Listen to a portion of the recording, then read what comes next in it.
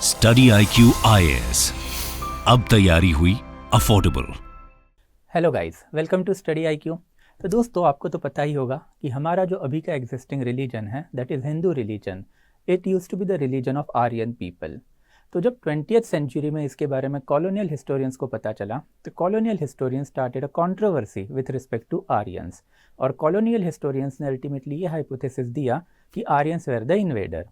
However, to counter this, जो indigenous historians है, nationalist historian and thereafter फिर कुछ हिंदू हिस्टोरियंस भी, उनका ये क्लेम था कि आर्यंस इन्वेडर नहीं है बल्कि इंडिजीनियस हड़प्पन लोग ही आर्यंस है और यहाँ से ये माइग्रेट करके चले गए थे यूरोप में।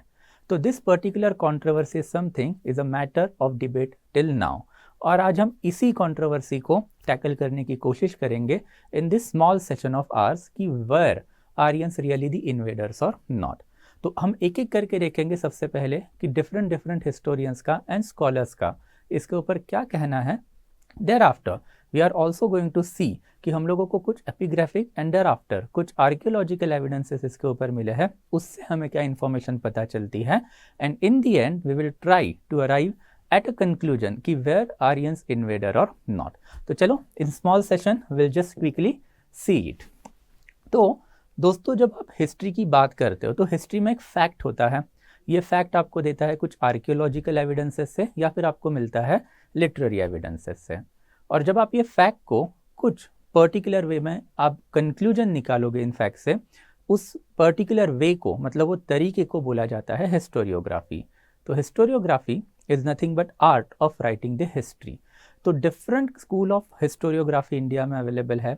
तो वैसे ही जब वैदिक सिविलाइजेशन के बारे में अर्लियर पीरियड में जब पता चला, दैट इज कॉलोनियल हिस्टोरियन को इन 19th एंड 20th सेंचुरी में, तो उन्होंने इसको फ्रॉम देयर पर्सपेक्टिव, मतलब कॉलोनियल पर्सपेक्टिव से देखना चालू किया। और उन्होंने एक बहुत प्लेन एंड सिंपल थियरी दी कि ये आर्यंस और कोई नहीं है बल्कि रेशियली सुपीरियर वाइट पीपल है जो बाहर से इंडिया में आए और उन्होंने इंडिया की तब की जो विकसित सिविलाइजेशन है, दैट इज हड़प्पन सिविलाइजेशन, उसको खत्म किया। And this particular theory was propounded with the point of view कि वाइट रेस जो है वो हमेशा अच्छी है as compare to the brown and black race जो इंडिया में मेजॉरिटीली पाई जाती है। तो this particular view was given by John Marshall and thereafter Vincent Arthur Smith. तो इनका यही कहना था कि भाई देखो, आपका जो सिविलाइजेशन है हड़प्पन सिविलाइजेशन, ये छोटा सिविलाइजेशन है। क्यों है? बिकॉज ऑब्वियसली आर्यंस इंडिया में बाहर से आए एंड आर्यंस ने इंडिया पे इन्वेड करके हड़प्पन्स को खत्म किया। तो दिस रेशियल सुपीरियोरिटी वाला जो व्यू है that is related to the Aryan, इसको चैलेंज करने का काम किया सर्टन हिस्टोरियंस में, जिसमें आपको हिंदू हिस्टोरियंस भी मिलेंगे, हिंदू स्कॉलर्स भी मिलेंगे एंड अपार्ट फ्रॉम दैट इसमें आपको सर्टन ब्रिटिश हिस्टोरियन भी मिलेंगे। तो इट वॉज मैक्स मुलर, काफ़ी फेमस हिस्टोरियन है, जिन्होंने सबसे पहले ये थियरी दी थी कि yes, Aryans were the invader, इसमें कोई डाउट नहीं है। बट इनका कहना था कि आर्यंस ये कोई रेशियल सुपीरियर क्लास नहीं है बल्कि आर्यन तो एक लैंग्वेज है। इसके लिए उन्होंने बहुत सारे सबूत भी दिए थे। They had given lots of proof also for this particular fact.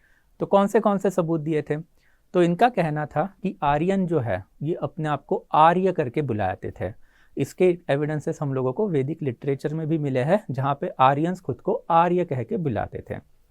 Second important, ये खुद ब्रिटिशर्स थे। मैक्स मुलर जर्मन बेसिकली थे वो, but he was quite well versed in English. तो ही ऑल्सो फाउंड आउट कि जो इंग्लिश का लिखने का तरीका है एंड देयर आफ्टर इंग्लिश के बहुत सारे वर्ड जो है वो संस्कृत लैंग्वेज से तो काफ़ी सिमिलर है। तो ही ऑल्सो पोस्टुलेटेड कि एक ज़माने में ये आर्यन लैंग्वेज हुआ करती होगी एंड फ्रॉम दिस लैंग्वेज एक यूरोपियन साइड में एक कोई तो language that is English language develop हुई और इंडिया में संस्कृत लैंग्वेज डेवलप हुई। और ये मैक्स मुलर वाली theory was later on was accepted by majority of the Hindu scholar also. तो बाल गंगाधर तिलक ने भी ये थियरी एक्सेप्ट कर ली, बट उनका वही कहना था कि यस, बट ये जो लोग हैं वो सेंट्रल एशिया से नहीं बल्कि आर्कटिक रीजन से आए थे। एंड देयर आफ्टर फिर Vinayak Damodar Savarkar, who is also considered as a founder of the Hindu school of historiography, मतलब हिस्ट्री को इस तरीके से दिखाएंगे जिससे हिंदू रिलीजन को सर्वसामान्य से मान्यता मिले। तो बेसिकली विनायक दामोदर सावरकर जी का ये कहना था कि yes, Aryan were the invaders, but ये सेंट्रल एशिया से नहीं बल्कि पर्शिया के कहीं ना कहीं से तो रीजन से इंडिया में आए रहेंगे।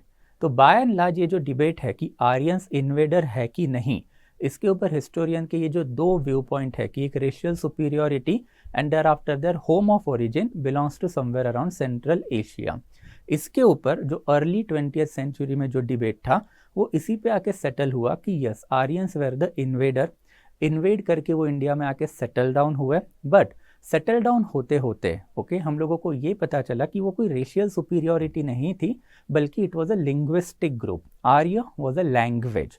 और इसके फिर हम लोगों को काफ़ी सारे सबूत भी मिले हैं। तो हम लोगों को ऐसे कौन से एविडेंसेस मिले हैं from archaeology as well as from certain literary sources, अब वो देखेंगे। सबसे पहले तो हम लोगों को कुछ आर्कियोलॉजिकल एविडेंसेस मिले हैं टर्की से। एक टर्की में बोगसकाई नाम का इंस्क्रिप्शन है। अब ये टर्की में सिचुएटेड है दोस्तों, एंड सोचिए in this inscription we have found names of the certain Rigvedic god, okay, for example Indra, Varuna, Mitra and thereafter नतस्य। This are quite important Rigvedic god जिनको ऋग्वेदिक पीपल मानते थे, पूछते थे, और ऐसे लोगों के नाम हम लोगों को मिले। कहाँ से मिले हैं? तो टर्की के इंस्क्रिप्शन से मिले हैं।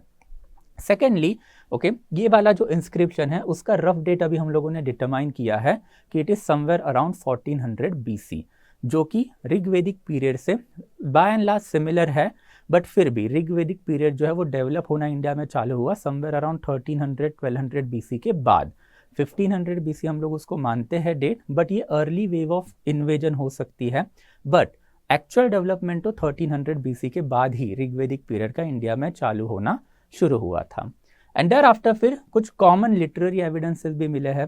तो जैसे ऋग्वेदा हिंदू रिलीजन का या फिर इंडिया का ओल्डेस्ट लिटरेरी बुक माना जाता है, वैसे ही Avesta is considered as the oldest book of the Persia और द मॉडर्न डे ईरान। तो आपने कभी ज़ोरास्ट्रियन रिलीजन का नाम सुना होगा। ज़ोरास्ट्रियंस आर बेसिकली पारसी लोग, इनको इंडिया में पारसी लोग बोला जाता है। इनका जो ओल्डेस्ट टेक्स्ट बुक है दैट इज अवेस्ता, जो हम लोगों को ईरान में मिला है समवेयर अराउंड 1300 BC का इसका ओल्डेस्ट वर्जन अभी भी सर्वाइव है, जिसको ज़ेंड अवेस्ता भी बोला जाता है। तो इस पर्टिकुलर रिलीजियस बुक से और ऋग्वेदिक बुक से बहुत सारी चीज़ें हम लोगों को सिमिलर मिली है। जैसे कि इंडिया में 4-fold वर्ण सिस्टम है, वैसे ही 4-fold वर्ण सिस्टम और division of the society is available in this book of the Avesta.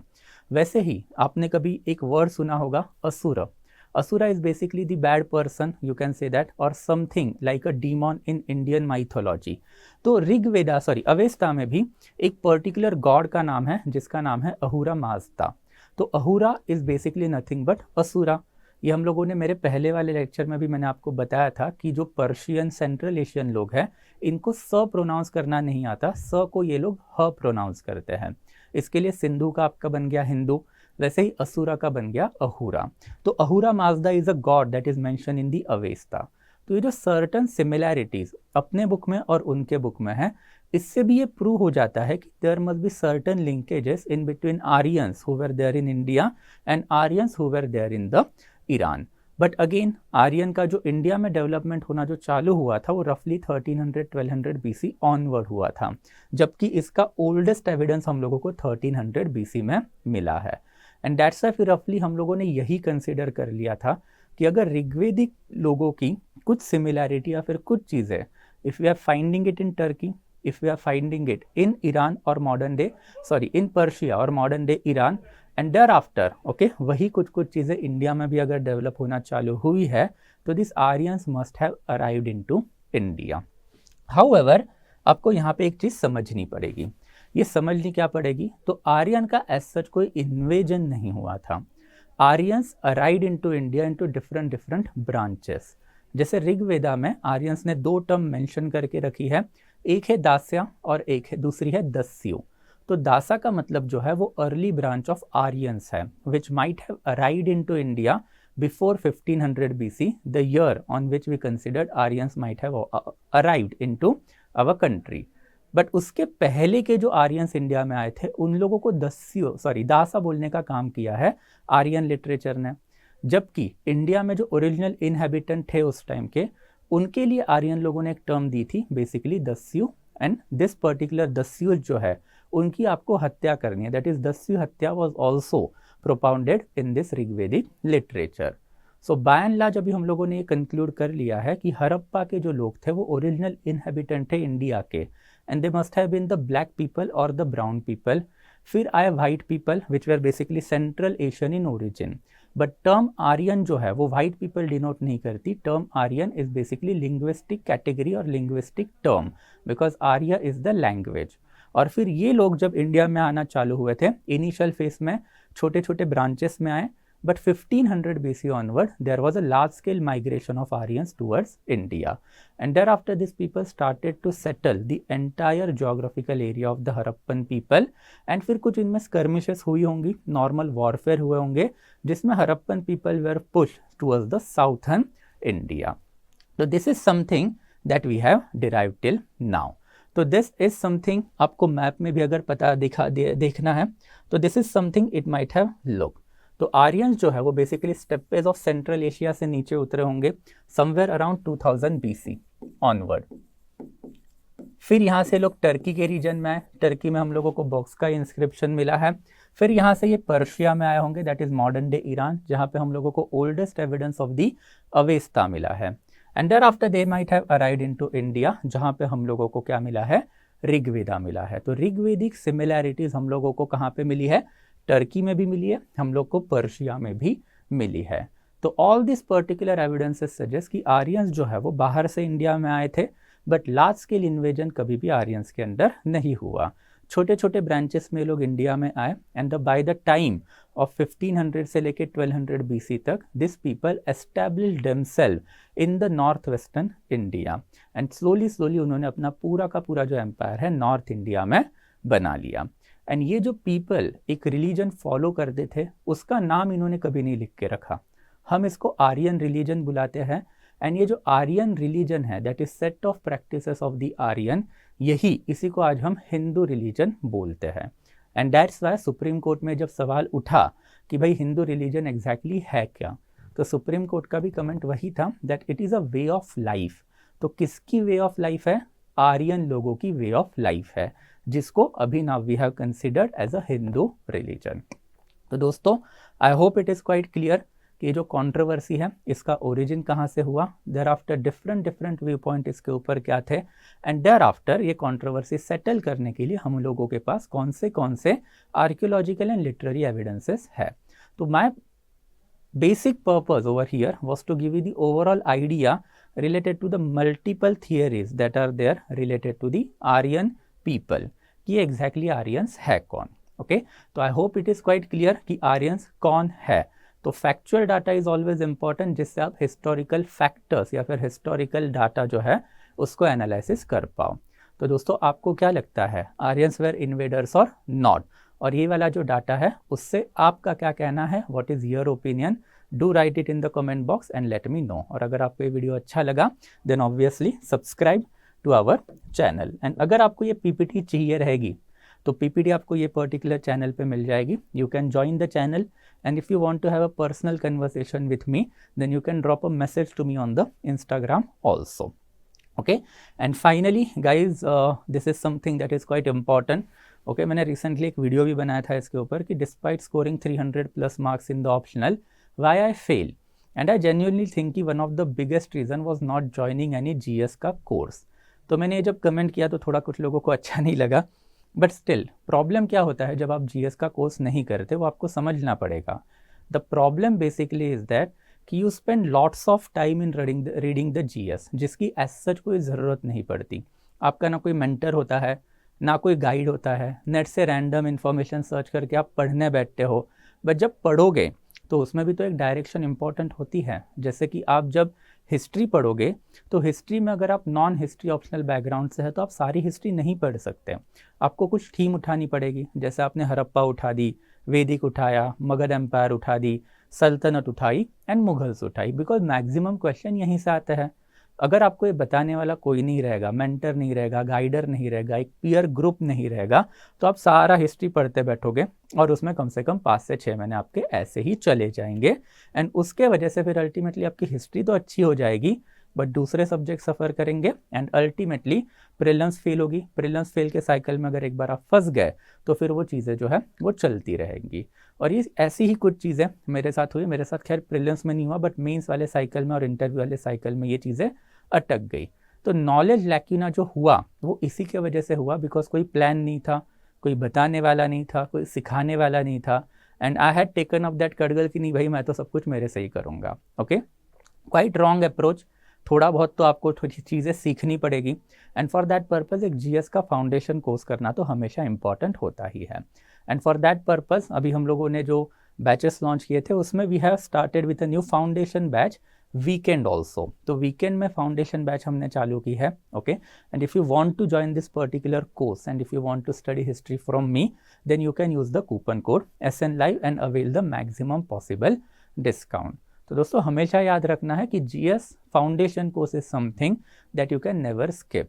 Yes, I totally agree कि आपको ऐसे टॉपर मिलेंगे कि जिन्होंने बिल्कुल भी GS का कोर्स नहीं किया है। Even I did not do it but I ultimately failed in mains. मैं ऐसे बहुत सारे लोगों को जानता हूँ जिन्होंने GS का कोर्स नहीं किया, बट अल्टीमेटली उससे अटेम्प्ट बढ़े। अटेम्प्ट बढ़ने के बाद इंटरव्यू में फेल होने का रेशियो है वो भी बढ़ा।